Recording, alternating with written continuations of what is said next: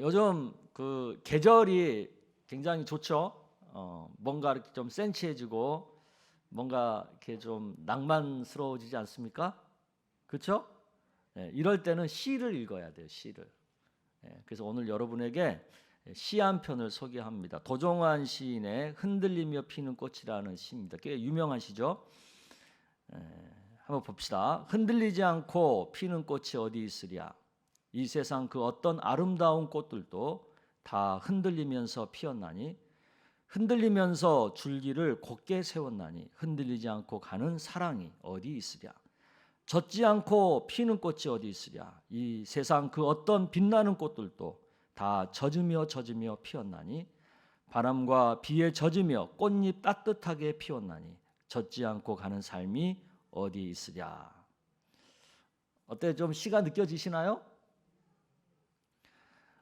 이 시에 굉장히 어울리는, 어떻게 보면 딱 맞는 것 같은 사람이 오늘 본문에 등장하는 사람이죠. 바로 삼손입니다.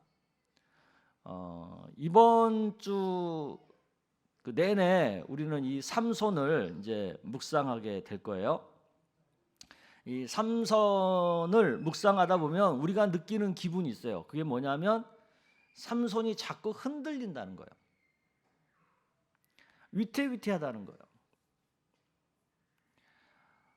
태어날 때부터 특별한 사명을 받았고 나시린으로 철저히 구별된 삶을 살았거든요. 삼손이. 그렇다면 좀 안정적으로 자신의 삶과 어떤 사명을 잘 이렇게 좀 지켜나갈 것 같은데 정작 보면 의외로 이 삼손이 흔들리는 거예요. 안정감보다는 불안감이 훨씬 큰 거예요. 이 사사기 안에서 삼손이 차지하는 비중은 꽤 크거든요. 사사기가 총 20장으로 되어 있잖아요. 그리고 사사기 안에 등장하는 사사들의 숫자가 한 12명 정도 되거든요. 그런데 4장에 걸쳐서 삼손 한 사람을 이렇게 다룬다는 것은 비중이 크다는 뜻 아니겠어요? 한번 생각해 보세요. 왜 성경이 그렇게 믿음을 지키고 견고한 믿음을 갖고 굳세게 자신의 삶을 살고 있는 그런 사람이 아니라 이렇게 흔들흔들거리고 위태위태하고 있는 이 삼손을 이렇게 비중 있게 다룰까? 그런 생각을 한번 해보자고요. 그래서 오늘은 흔들리는 신앙에 좀 포커스를 맞춰서 말씀을 나누어 보고 싶습니다. 먼저 삼손의 출생을 보자고요. 오늘 우리가 읽은 본문에 보면 삼손은 특별한 사명을 가지고 태어나죠. 3절에서 5절까지입니다. 한 절씩 봅니다. 여호와의 사자가 그 여인에게 나타나서 그에게 이르시되 보라 내가 본래 임신하지 못함으로 출산하지 못하였으나 이제 임신하여 아들을 낳으리니 그러므로 너는 삼가 포도주와 독주를 마시지 말며 어떤 부정한 것도 먹지 말지니라. 보라 내가 임신하여 아들을 낳으리니 그의 머리 위에 삭도를 대지 말라. 이 아이는 태에서 나옴으로부터 하나님께 바쳐진 나시린이 됨이라. 그가 블레셋 사람의 손에서 이스라엘을 구원하기 시작하리라. 아이를 낳지 못하는 그 가정에 하나님께서 특별한 목적을 가지고 자녀를 그 가정에 주신다는 얘기죠. 그 목적이 뭐예요? 무려 40년 동안 그 사사기 쭉 보면 여러 나라에 의해서 압제를 당하는 경우가 있는데 가장 긴 기간이에요. 이 40년이. 이 40년 동안 블레셋에게 압제를 당하고 있는 이스라엘을 구원하기 위해서 그 구원자로 택정한 사람이 바로 이 가정에 이제 태어날 아이라는 거죠. 특별한 사명이 있기 때문에 처음부터 하나님께 바쳐진 나시린으로 선택이 된 거예요. 이 나시린이라고 하는 것은 하나님께 특별히 바쳐진 사람이라는 뜻이에요. 이 나시린이기 때문에 그 많은 것이 많아요. 포도주도 마시면 안 돼요. 이스라엘에서 포도주는 음료잖아요, 음료. 근데 포도주도 마시면 안 되고 독주는 당연히 마시면 안 되고 또 그리고 율법이 그 많은 여러 가지 부정적인 음식들 있잖아요. 그런 것들도 먹으면 안 되는 거예요. 그러니까 이 먹는 것이 제한된다는 것만큼 불편한 게 어디 있습니까? 또 거기다가 특별히 머리를 자르면 안 돼요. 그러니까 머리를 절대 자르면 안 돼. 그러니까 태어나기 전부터 이런 어떤 특별한 목적과 의무가 지워진 사람이 이 삼손이에요. 이것은 무엇을 의미하겠어요? 그만큼 철저히 준비된 사람이라는 뜻이죠. 하나님의 뜻을 위한 도구로 어려서부터 잘 준비된 사람이 바로 삼손이다라는 얘기예요. 자, 그러면 보자고요. 이렇게 잘 준비가 되었으면 당연히 잘 할 것 같잖아요. 그래요, 안 그래요? 좀 준비가 현찮으면 뭐 좀 못해도 이해가 돼요. 근데 준비를 잘했어, 완벽하게. 그러면 당연히 잘해야 되는 거 아니겠어요? 그래요, 안 그래요? 그래요. 그런데 사실은 어때요? 이 삼손이 흔들린다는 거예요. 그렇게 잘 준비된 것만큼 퍼펙트하게 못한다는 거예요. 우리가 삼손의 이야기에서 찾아볼 수 있는 흔들리는 모습들은 한 3가지 정도로 정리를 해볼 수 있는데요. 그 첫째는 블레셋 여인과의 결혼을 하려고 하는 시도죠.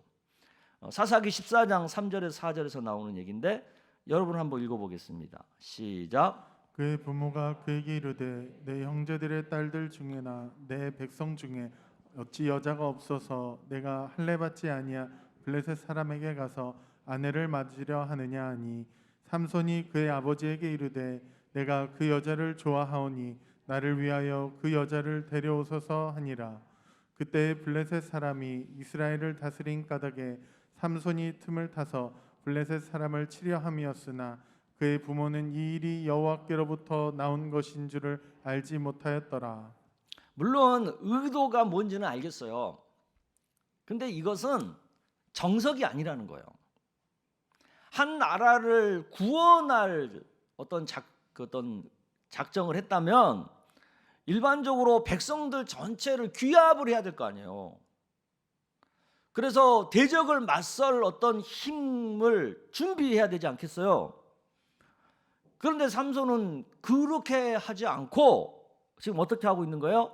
자기의 지극히 개인적인 결혼이라고 하는 것을 통해서 블레셋 사람들에게 어떤 타격을 입힐 생각을 한다는 거죠. 삼손이 뭐 정석을 몰라서 그렇게 했겠어요? 알지만 그것이 현실적으로 어렵다고 판단이 되는 거죠. 어려운 현실이라는 게 뭐겠습니까? 기나긴 40년이라는 시간 동안 블레셋에게 압제당하고 있는 이 상황 자체가 보여주는 어려운 그 얘기가 있는 거죠. 그 안에는 그만큼 이스라엘 자손들이 영적으로 심히 타락이 되었다는 거예요. 그러니까 지금 삼손이 말을 해도 씨알도 안 먹히는 거예요.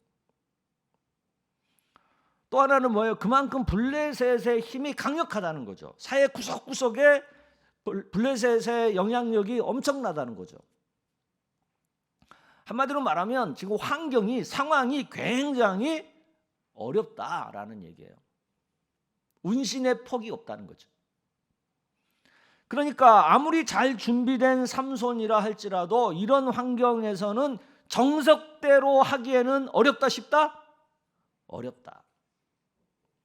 그래서 이방 결혼이라고 하는 비정석, 어떻게 보면 약간 편법적인 거죠. 그런 것을 선택할 수밖에 없는 거죠. 이런 입장은 충분히 이해가 돼요. 그런데 또 분명한 것은 환경 때문에 흔들리고 있다는 느낌은 지울 수가 없다는 거죠. 그러니까 하나님도 이해는 하시는 거죠. 근데 아쉬움이 있는 거죠. 두 번째 상황은 뭡니까? 기생집을 찾는 삼손의 모습이죠. 사사기 16장 1절에서 3절 또 읽어보겠습니다. 삼손이 가사에 가서 거기서 한 기생을 보고 그에게로 들어갔더니 가사 사람들에게 삼손이 왔다고 알려짐에 그들이 곧 그를 에워싸고 밤새도록 성문에 매복하고 밤새도록 조용히 하며 이르기를 새벽이 되거든 그를 죽이리라 하였더라. 삼손이 밤중까지 누워 있다가 그 밤중에 일어나 성 문짝들과 두 문설주와 문빗장을 빼어 가지고 그것을 모두 어깨에 메고 헤브론 앞산 꼭대기로 가니라. 물론 삼손은 여기서 보면 자신의 빼어난 힘을 블레셋 사람들에게 과시하는 어떤 성과를 이루어요.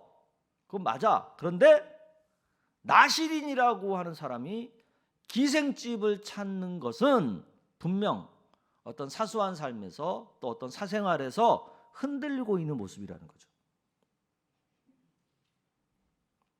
세 번째를 또 보자고요. 삼손이 드릴라와 사랑에 빠지는 모습이죠. 사랑 때문에 사명 자체가 흔들리는 모습이죠. 이 여인 때문에 삼손의 힘의 비밀이 들통나게 되잖아요. 그래서 삼손이 어떻게 됩니까? 사사기 16장 18절에서 21절 또 보겠습니다. 드릴라가 삼손이 진심을 다 알려주므로 사람을 보내어 블레셋 사람들의 방백들을 불러 이르되 삼손이 내게 진심을 알려주었으니 이제 한 번만 올라오라 하니 블레셋 방백들이 손에 은을 가지고 그 여인에게로 올라오니라. 들릴라가 삼손에게 자기 무릎을 베고 자게 하고 사람을 불러 그의 머리털 7가닥을 밀고 괴롭게 하여 본즉 그의 힘이 없어졌더라. 드릴라가 이르되 삼손이여 블레셋 사람이 당신에게 들이닥쳤느니라 하니 삼손이 잠을 깨며 이르기를 내가 전과 같이 나가서 몸을 떨치리라 하였으나 여호와께서 이미 자기를 떠나신 줄을 깨닫지 못하였더라. 블레셋 사람들이 그를 잡아 그의 눈을 빼고 끌고 가사에 내려가 놋줄로 매고 그에게 옥에서 맷돌을 돌리게 하였더라. 근데 자기의 힘의 비밀이 들통나다 보니까 머리털이 밀렸잖아요. 그러니까 힘이 빠진 거예요. 그러니까 결국 블레셋 사람들에게 붙잡히게 됐고 눈이 뽑히고 줄로 매어서 맷돌을 돌리는, 그건 원래 소나 말이 하는 일인데 그 일을 하는 그런 신세로 추락하는 거죠. 그러니까 이런 모습은 어떤 모습이에요? 이리저리 흔들리다가 결국은 쓰러져 버린 모습이죠. 삼손이 그랬다는 거예요. 그렇게 잘 준비되었던 삼손이. 그런데 이렇게 흔들리는 삼손을 하나님은 그러면 어떻게 평가하셨냐는 거예요. 어떻게 보셨냐는 거죠. 하나님의 평가가 중요하지 않겠어요? 히브리서를 보게 되면 삼손을요, 다윗, 또 사무엘, 그런 굉장히 그 위대한 왕, 위대한 선지자와 같은 위치의 믿음의 사람으로 평가하고 있어요. 놀랍지 않습니까? 히브리서 11장 32절에 34절의 얘기인데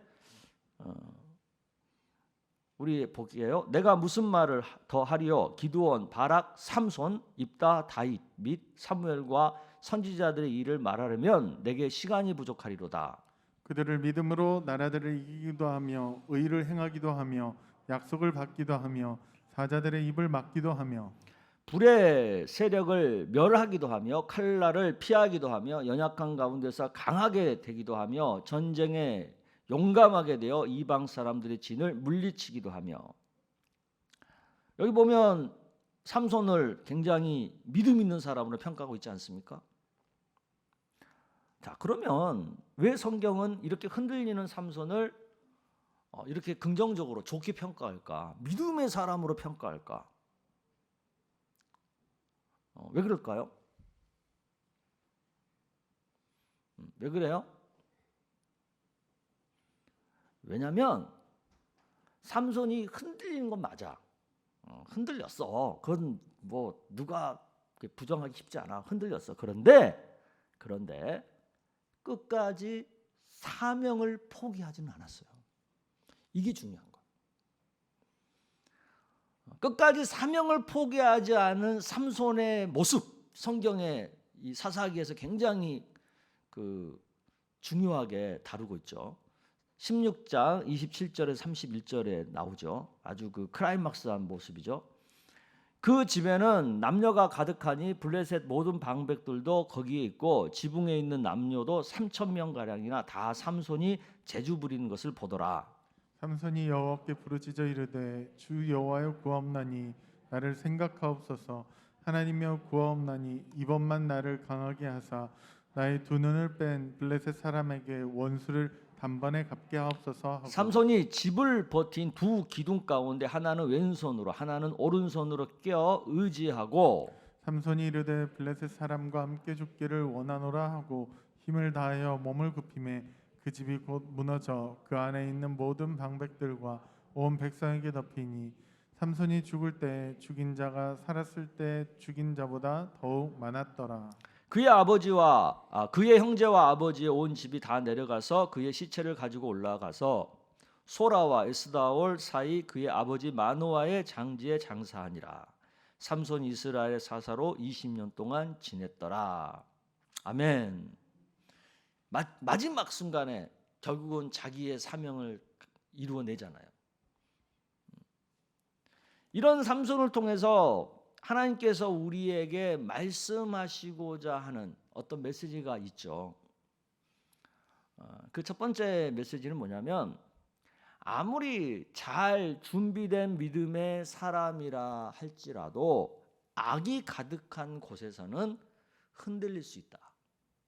그 얘기를 보여주는 거죠. 근데 사실은 이상은 아무리 악이 가득해도 안 흔들려야 되는 게 맞아요. 그렇죠? 그래요, 안 그래요? 그게 맞아.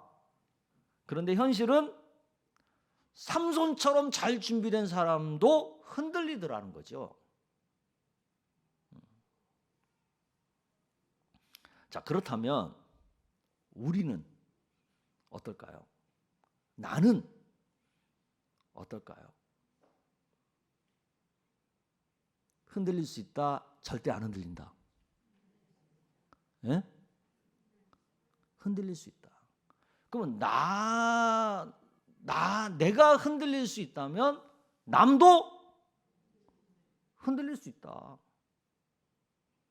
그러면 흔들리는 남을 어떻게 해야 돼요?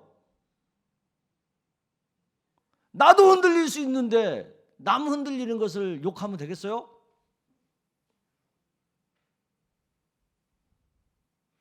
두 번째 메시지는 어쩔 수 없이 흔들린 것일지라도 흔들리면 내 삶도 흔들리게 되고 그 흔들림에서 오는 삶의 고통도 피할 수 없다라는 거죠.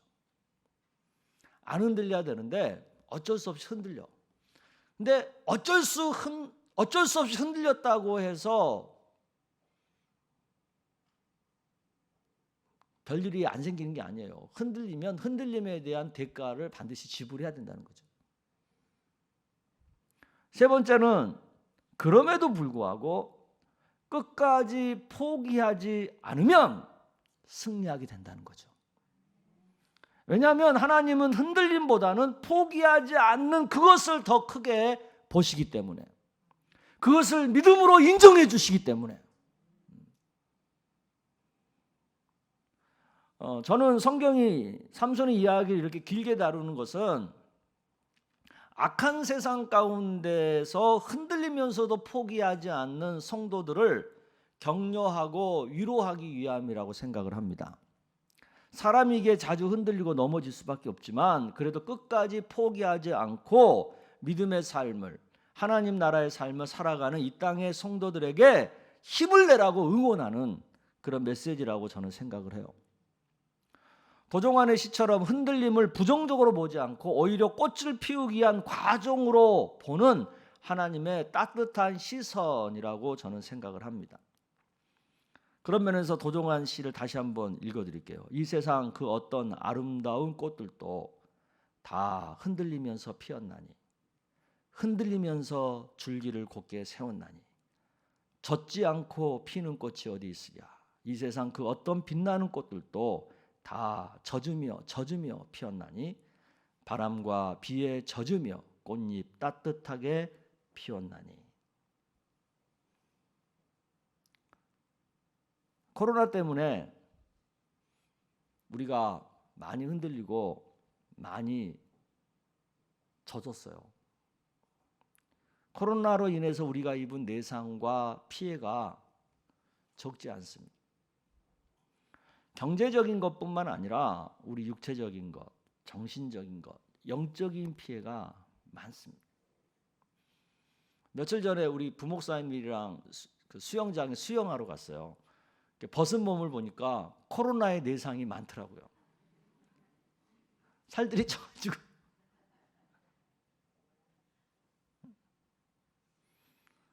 이런 피해를 입은 고통, 아픔 때문에 우리가 흔들릴 수 있어요.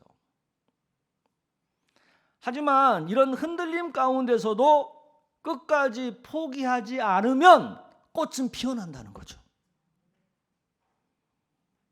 흔들림을 꽃 피우기 위한 의미 있는 과정으로 바라볼 수 있어야 되는 거죠. 그렇지 않고 이것을 부정적으로 바라보면서 자신을 자학을 하거나 남을 비난하면 결국 자신을 포기의 자리로 몰아내는 것밖에 안 되는 거예요. 흔들리는 자신, 흔들리는 이웃을 보면서 정죄하기보다는 그들이 입은 피해를 따뜻한 마음으로 보듬어 주었으면 좋겠어요. 요즘 우리 주변의 사람들이 이렇게 하는 얘기들을 이렇게 들어보면 부쩍 그 어느 때보다도 조그만 얘기에도 예민한 반응들을 보이고 쉽게 화를 내고 불평하고 비난하고 그런 것들을 우리가 자주 경험합니다. 별것도 아닌데 굉장히 짜증을 많이 내는. 우리는 그런 것들을 왜 너는 그렇게 짜증을 내? 왜 너는 그렇게 예민해? 그렇게 탓하지 말고 그것을 아파하는 신음소리로 슬퍼하는 울음소리로 우리가 들어줘야 될 것 같아요. 지금 피해를 입은 이들의 아우성 소리가 점점 커지고 있죠. 그것에 대해서 서로가 피해자니까 우리도 피해자고 어떻게 보면 정부도 피해자예요. 모두가 피해자예요. 그러니까 다 피해자니까 서로를 바라보는 시선을 좀 하나님께서 삼손을 바라보듯이 그런 따뜻한 시선으로 서로를 바라봐야 되지 않나. 그런 상황이지 않나. 그런 생각을 합니다. 그래서 우리 모두가 피해를 입어서 흔들리지만 그래도 끝까지 포기하지 않고 결국 아름다운 꽃을 피워내고야만은 우리 모두, 우리 나라 또 우리 교회가 되기 위해서라도 우리는 지금은 하나님의 시선을 가져야 될 때다. 삼손을 바라보시는 그 하나님의 그 안타깝고 따뜻한 그 사랑의 시선을 우리가 닮아야 할 때다. 어느 때보다도. 그래서 사람들이 조금 힘든 얘기도 하고 좀 짜증을 많이 내고 그래도 그것에 대해서 너무 예민하지 마시고 저 사람이 아파하는구나. 저 사람이 지금 슬퍼서 저렇게 하는구나. 그렇게 좀 받아줄 줄 아는 우리 모두가 되기를 축복합니다.